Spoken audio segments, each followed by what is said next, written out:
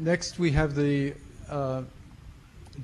pleasure of hearing Gerald Sheinfeld speak. Gerald has been a devotee from the very early days, even before Adida began his formal teaching work in Los Angeles, and also was very directly serving Adida just in very recent time. So he has experienced the joy of serving beloved Adida very closely, both at the very beginning and in the most recent time.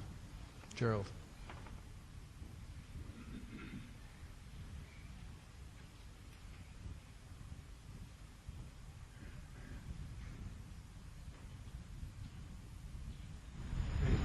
Bhagavan Adida Lavananda Samraj.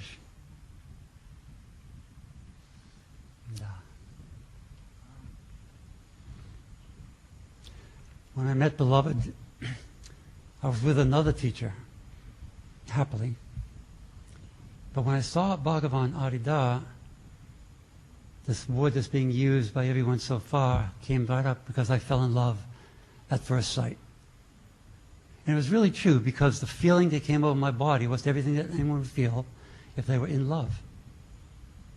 And then every day after that, the love just increased, and the opportunity of knowing him more and more filled my heart more fully.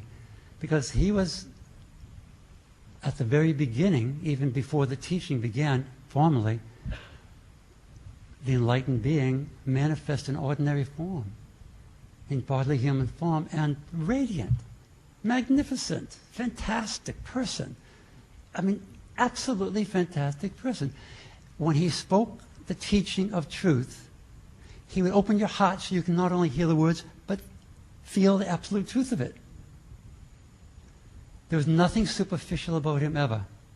He was always in-depth, heartful, and compassionate. He would say, tell me the most terrible story in your entire life.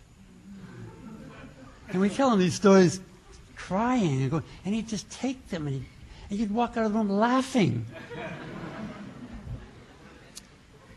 Compassionate, loving, caring, feeling, sensitive being that you could ever imagine could be.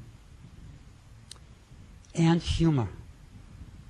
And he said, I came to life, I came to this place to, what's the word? Restore humor.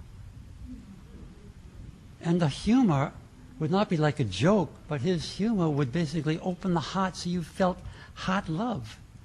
Joy in the heart from his humor. So after a while, I said, I have to stay with Bhagavan Adida, Franklin Jones at the time, and I can't go back to my other teacher. So I said to Beloved, I said, Beloved, I need to be with you. I have to stay with you. And he said, that's good. And I said, I was hoping to go back to the Hermitage ashram where I had come from and get some things I left there. He said, well, when are you planning on doing that? I said, well, I was hoping to leave tomorrow or the next day if it's okay, and I'd be back on Sunday. He said, well, Sunday, that's April 23rd. That's the day I plan to open the ashram. But since you're not going to be here, I'll wait a few days.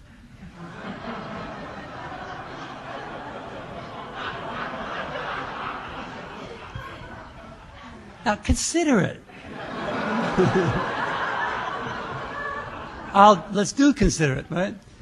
Divine conscious light manifests in bodily human form as an avatar, completely capable, fully equipped to bring the Dharma of truth, which has never been given before in the history of mankind, not fully, and awaken all beings from all suffering, all seeking, and even death. He said, well, I'll wait a couple days. Well, that's Bhagavan Adida. That's a perfect example of who he was and who he is. It was like heart love in relationship. Absolutely, all the time. I was also very profoundly blessed to be in Bhagavan's company for the last 7 months of his life, of his physical life. And during that time, the gift of that service allowed me in his company every day. And throughout that time, I had known him for 37 years. Trips to India and intimate service and all these things after 30. He didn't say a single word to me. He didn't acknowledge me. He didn't raise an eyebrow that I was there. Nothing. Except for one time. There was a little incident with the boat where he had put a new motor on the boat, and it was a high-speed boat, and of course he would always say, "I'm the master of my ship." And when he'd go on the master of his ship, he'd floor it as fast as it would go. And the boat would be hitting waves and slapping and all that. And then he said, "It's kind of a rough trip. I wonder who's going to be able to be on this boat. I'm not sure you can all go," all those that were intimate service of his. But I volunteered. I said, "Bhagavan, can I go?" And his response was profound. Simple, but absolutely profound. His whole body leaned forward fully, his eyes bright, wide open, a great big smile on his face, and he said,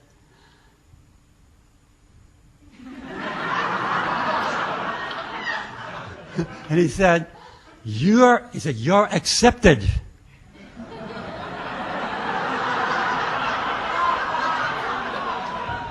Did I do that right? Yeah, let's try that again. "You're accepted."